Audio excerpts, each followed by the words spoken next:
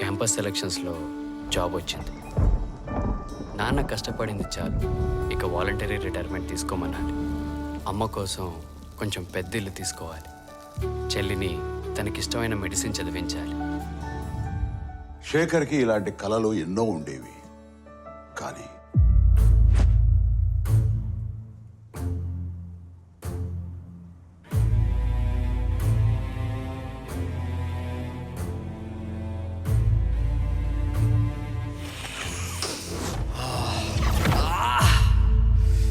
Drugs అలవాటయ్యాక శేఖర్కి తన కలలతో పాటు జీవితంలో మరెన్నో దూరం అయ్యాయి. అమ్మా, స్టోర్కి వెళ్ళొస్తానమ్మా.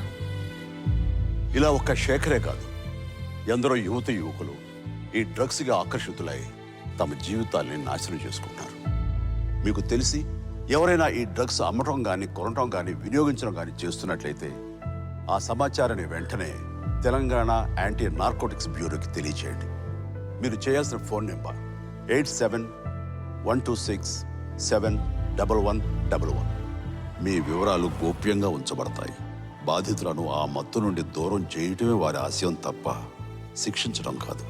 డ్రగ్స్ రహిత సమాజమే లక్ష్యంగా సాగుతున్న మన తెలంగాణ ప్రభుత్వ సంకల్పంలో నాతో పాటు మీరు చేతులు కలపండి.